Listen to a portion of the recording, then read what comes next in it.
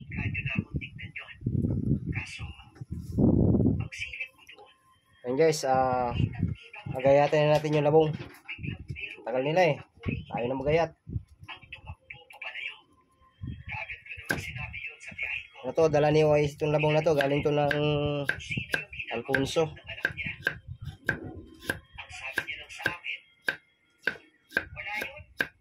Nag-i-imagine lang yan na meron siyang palaro. Sarap to guys, gisa lang. Hindi man dumating yung magdadala ng Ricardo. Gisahin lang to. May kunti naman mantika dyan. May tuyo suka. Anak mo ba? Okay na yan. O ibang bahay? Kaya naman, hinahayaan ko na lang siya maglaro dyan. Gutom na guys eh, gutom na. Ko ng mga panahon ito. Tapos doon, meron siyang pinapagawa sa aking lamesa. Kailangan lang daw ng kaunting pako para tumibay. Doon ako pumulisto sa labas ng bahay nila.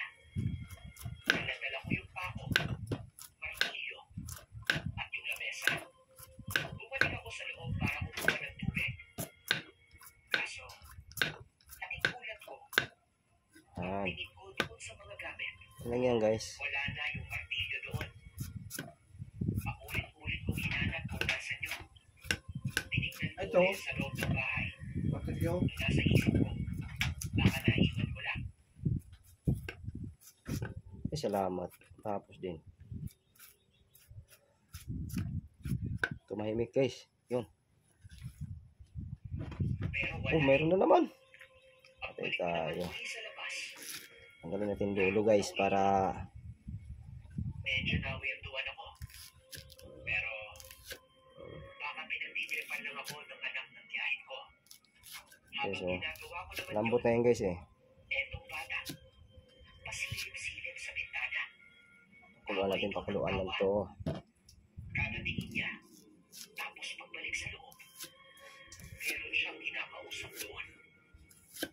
At nung tumayo na ako at lumapit sa kanya, bigla naman itong tumakbo. Huwag yan, pangit yan. Kaso, ito na naman, pagtingin ko sa mga Masama yan sa kalusugan. wala na naman yung martilyo.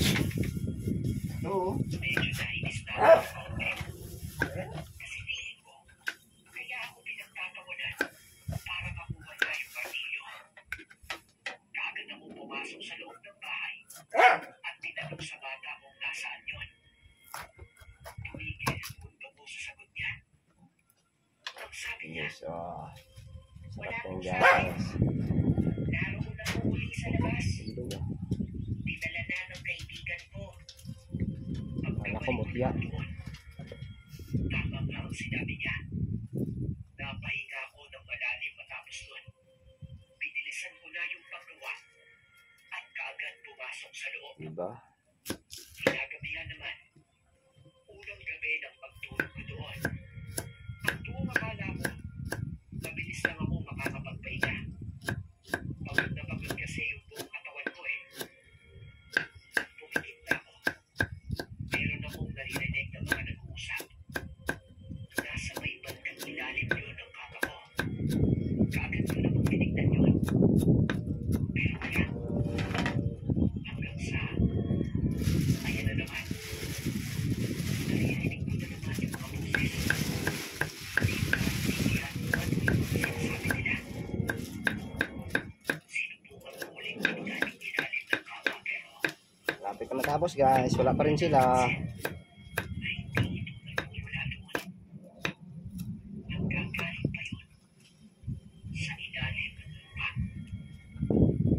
Dahan-dahan kong dinikit yung tenga ko sa may sahig. Tapos bigla na lang tumahimik.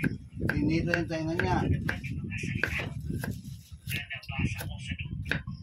Paulit-ulit ito sa utak ko. Yes, yan. Init yung pakiramdam Yan lang yan guys. at nahilo. Ganyan ang diskarte dyan. Pero matapos nun, hindi ko na muling narinig yung mga boses sa ilalim ng lupa.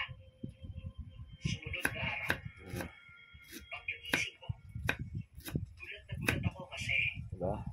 pagbangon ko sa kama, naroon yung anak ng tiyahin ko. Nakatitig lang ito sa akin at biglang umiti.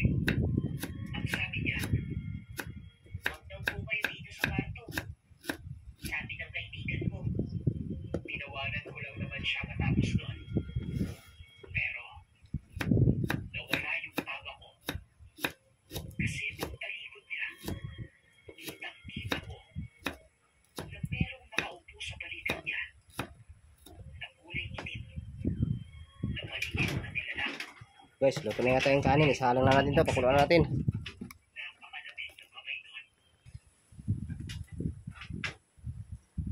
Guys, yung ating kabuti. Linisan muna natin.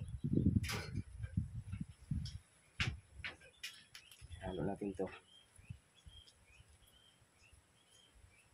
Yan siya. Malinis na. Lapan natin guys. Kasi magulang na siya.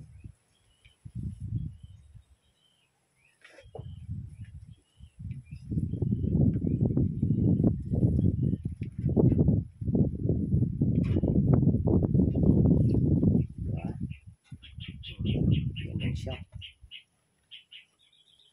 Yan lang siya kabilis. May agasan natin ng tubig. Okay.